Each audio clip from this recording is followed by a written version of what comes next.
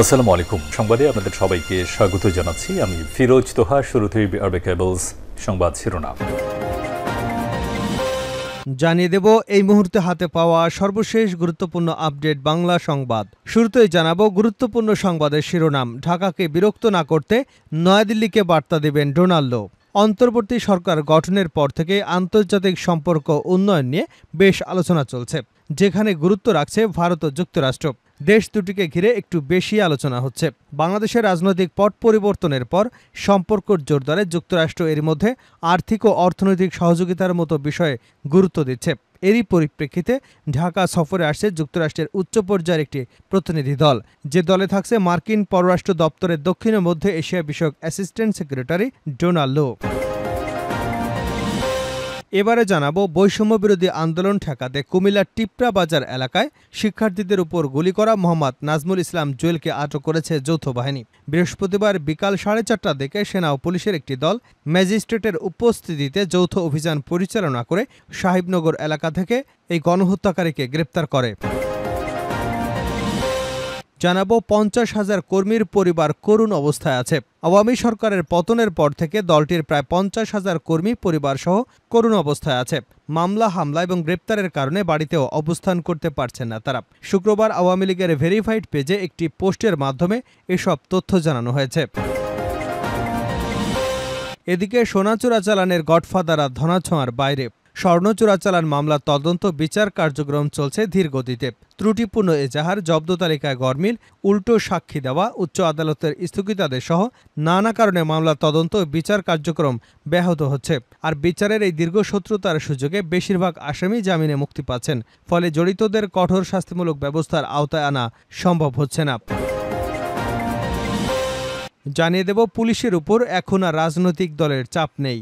এখন আর কোনো রাজনৈতিক দলের চাপ নেই জানিয়ে ব্রাহ্মণবাড়িয়ার পুলিশ সুপার মোহাম্মদ জাবেদুর রহমান বলেন, সবকিছুতে পুলিশ টাকা নিয়েছে বলে একটা দুর্নাম ছিল। এই অবস্থা থেকে বেরিয়ে আসতে হবে। কেউ পুলিশকে ঘুষখোর বলে খারাপ লাগে বলেও মন্তব্য করেছেন। বৃহস্পতিবার দুপুরে ব্রাহ্মণবাড়িয়া প্রেস ক্লাব মিলনায়তনে সাংবাদিকদের সঙ্গে মত বিনিময়কালে এসব কথা বলেন নবাগত পুলিশ সুপার মোহাম্মদ জাবেদুর রহমান। এবং সর্বশেষ জানাবো আন্তর্জাতিক সংবাদ। গাজায় ইসরায়েলি হামলায় জাতিসংঘের 6 কর্মী নিহত। আবারও গাজা উপত্যকার একটি স্কুলে তাণ্ডব চালিয়েছে ইসরায়েলি বাহিনী।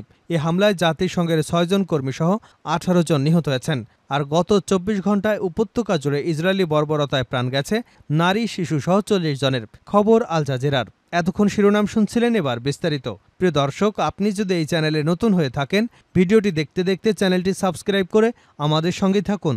আর এই ভিডিও সম্পর্কে আপনি আপনার মূল্যবান মতামতটি কমেন্ট বক্সে জানিয়ে দিন। আর হ্যাঁ প্রিয় দর্শক, জানিয়ে দিন ভিডিওটি কোথা থেকে দেখছেন। আসছেন ডোনাল্ডো, ঢাকাকে বিরক্ত না করতে দিল্লিকে বার্তা দেবেন। অন্তর্বর্তী সরকার গঠনের পর থেকেই আন্তর্জাতিক সম্পর্ক উন্নয়ন নিয়ে বেশ আলোচনা চলছে, যেখানে গুরুত্ব রাখছে ভারত ও যুক্তরাষ্ট্র।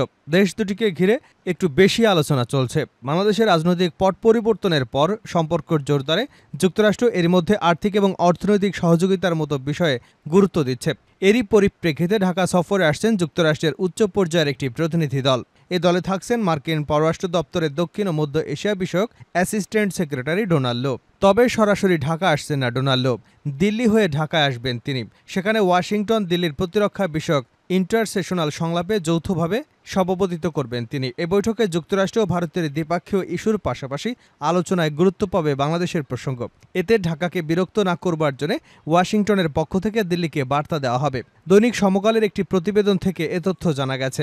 কূটনৈতিক সূত্রের বরাদ্দে প্রতিবেদনটিতে বলা হয়েছে, ঢাকায় 5ই আগস্টে রাজনৈতিক পট পরিবর্তনের পর বাংলাদেশের সঙ্গে সম্পর্ক জোরদারে গুরুত্ব দিচ্ছে যুক্তরাষ্ট্র।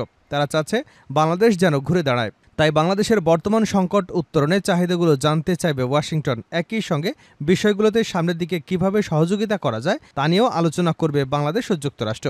যুক্তরাষ্ট্রের একজন কূটনৈতিক জানান, নেইম্যান লু ছাড়াও এ দলে থাকছেন মার্কিন উন্নয়ন সংস্থা USAIDর এশিয়া বিষয়ক ডেপুটি অ্যাসিস্ট্যান্ট অ্যাডমিনিস্ট্রেটর অঞ্জলি কৌর সহ কয়েকজন। আগামীকাল 14ই সেপ্টেম্বর প্রতিনিধি দলটি ঢাকায় আসবে। 16ই সেপ্টেম্বর তাদের ঢাকা ছাড়বার কথা রয়েছে। ডক্টর মোহাম্মদ ইউনূসের নেতৃত্বে অন্তর্বর্তী সরকার দায়িত্ব নেবার পর এটি হবে ওয়াশিংটন থেকে উচ্চ পর্যায়ের কোনো প্রতিনিধিদের প্রথম বাংলাদেশ সফর। প্রতিনিধি দলের অন্তর্বর্তী সরকারের প্রধান উপদেষ্টা ডক্টর ইউনূসের সঙ্গে রোববার সকালে সাক্ষাৎ করবে। এছাড়া অর্থ উপদেষ্টা সালেউদ্দিন আহমেদ, পররাষ্ট্র উপদেষ্টা তৌহিদ হোসেন এবং পররাষ্ট্র সচিব জসিম উদ্দিনের সঙ্গেও বৈঠক করবে দলটি। বাংলাদেশের পররাষ্ট্র মন্ত্রণালয়ের এক কর্মকর্তা বলেন, বৈঠকে মূলত বাংলাদেশের বর্তমান সংকট মোকাবেলায় সহযোগিতার বিষয়গুলো প্রাধান্য পাবে। আসতে পারে তাৎক্ষণিক সহযোগিতার ঘোষণা। আর দীর্ঘমেয়াদে সহযোগিতার বিষয়গুলো দলটি ওয়াশিংটন ফিরে আলোচনার মাধ্যমে ঠিক করবে।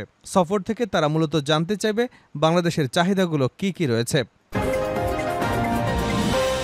বৈষম্য বিরোধী আন্দোলনে গুলি করা সেই জুয়েল আটক। বৈষম্য বিরোধী আন্দোলন ঠেকাতে কুমিল্লার টিপরা বাজার এলাকায় শিক্ষার্থীদের উপর গুলি করা মোহাম্মদ নাজমুল ইসলাম জুয়েলকে আটক করেছে যৌথ বাহিনী। বৃহস্পতিবার বিকাল 4:30টার দিকে সেনা ও পুলিশের একটি দল ম্যাজিস্ট্রেটের উপস্থিতিতে যৌথ অভিযান পরিচালনা করে সাহেবনগর এলাকা থেকে তাদের আটক করা হয়। গ্রেপ্তার মোহাম্মদ নাজমুল ইসলাম জুয়েল কুমিল্লা আদর্শ সদর উপজেলার সাহেবনগর এলাকা নুরুল ইসলামের ছেলে। বৃহস্পতিবার রাত 8টায় কুমিল্লার কোতোয়ালি মডেল থানার উপপরিদর্শক মোস্তফা কামাল বিষয়টি নিশ্চিত করেছেন। তিনি জানান, কুমিল্লার সদর উপজেলার সাহেবনগর এলাকা থেকে জুয়েল নামের চিহ্নিত এক অস্ত্রধারীকে সেনা এবং পুলিশের সমন্বয়ে গঠিত যৌথ বাহিনী অভিযান পরিচালনা করে আটক করেছে। তিনি গত 4 আগস্ট টিপরা বাজার এলাকায় বৈষম্য বিরোধী আন্দোলনে অংশ নেওয়া শিক্ষার্থীদের উপর গুলি করেছেন বলে অভিযোগ রয়েছে। তার বিরুদ্ধে মামলার প্রস্তুতি চলছে। উল্লেখ্য, নাজমুল ইসলাম জুয়েল টিপরা বাজার এলাকায় আন্দোলনরত বৈষম্য বিরোধী ছাত্রদের উপর মুহুর্মুহু গুলি চালিয়েছিল। এ বিষয়টি উক্ত এলাকার সিসিটিভি ফুটেজ পর্যালোচনা করে নিশ্চিত হয়েছে পুলিশ। 50,000 কর্মীর পরিবার করুণ অবস্থায় আছে আওয়ামী লীগ। আওয়ামী সরকারের পতনের পর থেকে দলটির প্রায় 50,000 কর্মীর পরিবার সহ করুণ অবস্থায় আছে। হামলা, মামলা, গ্রেপ্তারের কারণে বাড়িতে অবস্থান করতে পারছে না। সোমবার আওয়ামী লীগের ভেরিফাইড ফেসবুক পেজে এক পোস্টের মাধ্যমে এসব তথ্য জানানো হয়। পোস্টে লেখা হয়েছে, সারা দেশ থেকে অনলাইনে জুলাই, অগাস্ট পুরো মাস এবং চলতি সেপ্টেম্বর মাসেও আওয়ামী লীগের নেতাকর্মীদের উপর হামলা, মামলা, গণহত্যা, লুটপাট, অগ্নিসংযোগ, ভাঙচুরের তথ্য আমরা সংগ্রহ করেছি, যা এখনও চলমান। দেশের প্রতিটি জেলা, মহানগর, উপজেলা, ইউনিয়ন, এমনকি কয়েক হাজার ওয়ার্ড পর্যায়েও হামলা হয়েছে আওয়ামী লীগ এবং সহযোগী সংগঠনের নেতাকর্মীদের ওপর। তাদের সবকিছু লুটপাট করেছে বিএনপি জামাতের সন্ত্রাসীরা। মহানগর, জেলা, উপজেলা পর্যায়ে এক একজন নেতাকর্মীদের বিরুদ্ধে আছে 5 থেকে 10টি পর্যন্ত মিথ্যা মামলা। এ সময় সবচেয়ে গুরুত্বপূর্ণ বিষয় হলো দুস্থ কর্মীদের পাশে দাঁড়ানো। তৃণমূলের প্রায় 50,000 কর্মী ইমেইল ও মেসেজের মাধ্যমে তাদের করুণ অবস্থার কথা জানিয়েছে। বিশেষ করে অনুরোধ করা হয়েছে তাদের পরিবারগুলোকে বাঁচাতে। অনেকেই হামলা, মামলা এবং গ্রেপ্তারের কারণে বাড়িতে অবস্থান করতে পারছে না। দেশে বা প্রবাসে থেকে যারা দুস্থ নেতাকর্মীদের পাশে দাঁড়াতে চান, ইমেইল বা হোয়াটসঅ্যাপে যোগাযোগ করবেন। আপনাদের কাছে আমরা তথ্য সরবরাহ করব, এভাবে একটি পোস্ট দেওয়া হয়। এই পোস্টে আরও লেখা হয়, দেশে বা প্রবাসে থেকে যারা নিজ গ্রাম এলাকায় কর্মীদের সহযোগিতা করছেন তাদেরকে অসংখ্য ধন্যবাদ। আমরা এখন থেকে পাবলিক প্ল্যাটফর্মে কারো ব্যক্তিগত ফোন নম্বর বা অন্য কোনো বিষয়ে পরিচিত নম্বর শেয়ার করা থেকে বিরত থাকব। ছাত্র জনতার গণঅভ্যুত্থানের পর গত 5 আগস্ট ক্ষমতা ছেড়ে ভারতে পালিয়ে যান সাবেক প্রধানমন্ত্রী শেখ হাসিনা। গঠন করা হয় অন্তর্বর্তী সরকার। এরপর হত্যা, অগ্নিসংযোগ, ভাঙচুর সহ নানা অভিযোগ তুলে দেশের বিভিন্ন জায়গায় মামলা শুরু হতে থাকে। যেসব মামলায় এখন পর্যন্ত আওয়ামী লীগের কেন্দ্রীয় নেতা থেকে শুরু করে তৃণমূলের অনেক নেতাই গ্রেপ্তার হয়েছে। স্বর্ণ চোরাচালানের গডফাদাররা ধরাছোঁয়ার বাইরে। স্বর্ণ চোরাচালান মামলার তদন্ত, বিচার কার্যক্রম চলছে ধীর গতিতে। ত্রুটিপূর্ণ এজাহার, জব্দ তালিকায় গরমিল, উল্টো সাক্ষ্য দেওয়া, উচ্চ আদালতের স্থগিতাদেশ সহ নানা কারণে মামলার তদন্ত ও বিচার কার্যক্রম ব্যাহত হচ্ছে। তার বিচারের এই দীর্ঘসূত্রতার সুযোগে বেশিরভাগ আসামি জামিনে মুক্তি পাচ্ছেন। ফলে জড়িতদের কঠোর শাস্তিমূলক ব্যবস্থার আওতায় আনা সম্ভব হচ্ছে না। বেশিরভাগ ক্ষেত্রেই গডফাদাররা থাকছেন ধরাছোঁয়ার বাইরে। চোরা কারবারকারীদের দৃষ্টান্তমূলক শাস্তি না হয় প্রতিনিয়তই চোরাচালানের ঘটনা বেড়েই চলেছে। অনুসন্ধানে জানা গেছে, হজরত শাহজালাল আন্তর্জাতিক বিমানবন্দরে গত 1 দশকে চোরাচালানে বিপুল সোনা আটক হয়েছে ঢাকা কাস্টম হাউজে। তবে এসব ঘটনায় থানায় হওয়া মামলাগুলো প্রায় আসামি জামিন পেয়ে গেছেন। ঢাকা কাস্টম হাউস গত 10 বছরে চোরাকারবারীদের হাতে নাতে আটক করে থানায় সোপর্দ করে। বড় চালানের দিক থেকে এ সময় অন্তত 46টি মামলা করা হয়েছিল। এর মধ্যে 10 মামলায় আসামিরা কারাগারে আছেন। বাকি 35 মামলার আসামিরা জামিনে বেরিয়ে গেছেন। রায় হয়েছে একটি মামলায়। এছাড়া বাকি 45টি মামলার মধ্যে 11টি মামলা তদন্তাধীন রয়েছে। বাকি মামলাগুলো ঢাকা মহানগরের স্পেশাল ট্রাইব্যুনালগুলোতে বিচারাধীন। জানতে চাইলে ট্রান্সপারেন্সি ইন্টারন্যাশনাল বাংলাদেশ নির্বাহী পরিচালক ইফতেখারুজ্জামান কালের কণ্ঠকে বলেন, প্রায় মামলার ক্ষেত্রেই বিচারের দীর্ঘসূত্রতা পরিলক্ষিত হয়। তবে সোনা চোরাচালানের বিষয়টি একটি বিশেষায়িত খাত। সোনা চোরাচালান দীর্ঘদিন ধরেই প্রতিষ্ঠিত। সম্প্রতি সোনা ক্ষেত্রে যে নীতিমালা করা হয়েছে তা প্রতিরক্ষামূলক।